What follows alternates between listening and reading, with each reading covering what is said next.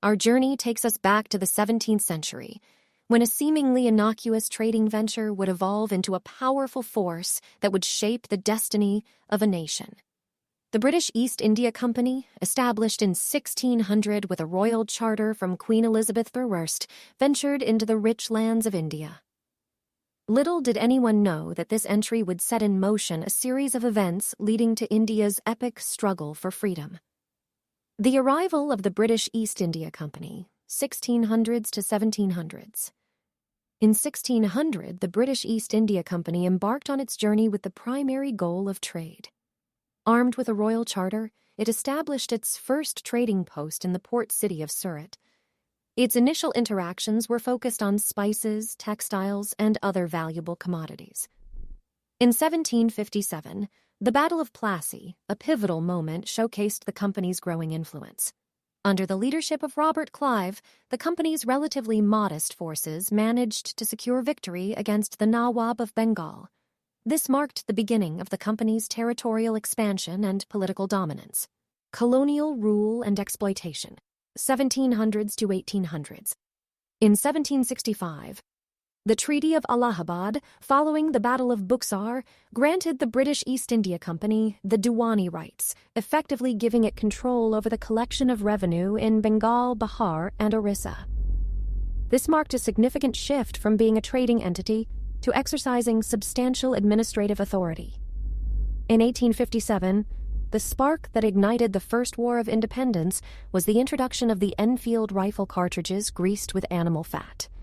This practice deeply offended religious sensibilities among the Indian soldiers, or sepoys, leading to widespread discontent. The uprising was suppressed by the British, but it revealed the profound resentment brewing against colonial rule. The emergence of key figures and movements, 1800s. In 1875, Rani Lakshmibai of Jhansi, born Manikarnika Tambe, emerged as a courageous and determined leader during the Indian Rebellion of 1857. Her defiance against British annexation of her kingdom and her role in leading her troops into battle became emblematic of the Indian spirit of resistance.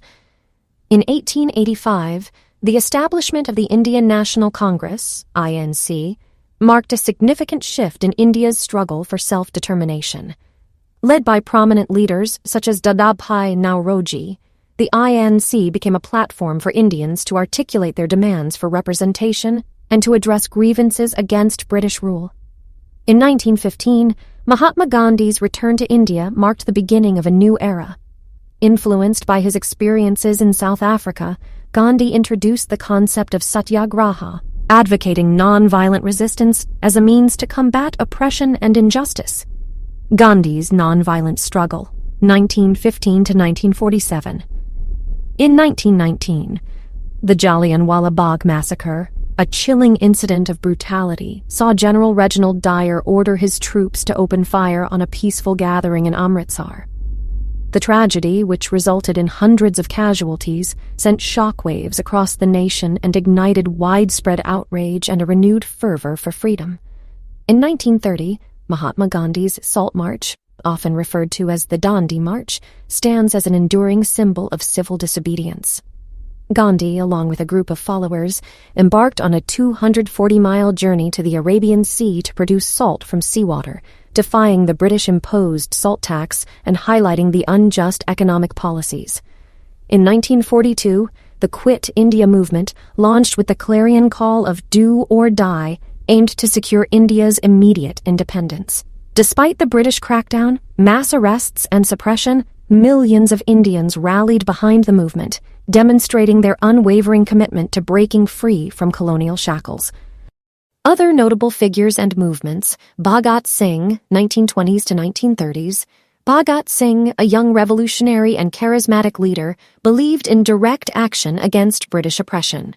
He was involved in the bombing of the Central Legislative Assembly to protest repressive measures, showcasing the courage and determination of youth in the struggle. Subhash Chandra Bose, 1940s. Subhash Chandra Bose's vision of a more aggressive approach led to the formation of the Indian National Army, INA. Seeking support from Axis powers during World War II, Bose's audacious efforts aimed to challenge British authority on multiple fronts. The Countdown to Independence, 1947, 1942 to 1946. The impact of World War II and the Quit India movement created a climate of pressure on the British Empire. The global context, combined with the momentum of Indian resistance, compelled the British to reassess their position on India's future. 1947. The British decision to grant India independence marked a watershed moment. On August 15, 1947, India celebrated its long-awaited freedom with the hoisting of the tricolor flag, culminating in the birth of a sovereign nation. India's journey to independence was characterized by the indomitable spirit of its people and the unwavering determination to break free from colonial oppression. From the early days of the British East India Company's arrival to the emergence of key figures like Mahatma Gandhi, Rani Lakshmibai, Bhagat Singh, and Subhash Chandra Bose, the struggle for freedom was a tapestry woven with sacrifice, unity, and a profound yearning for self-governance.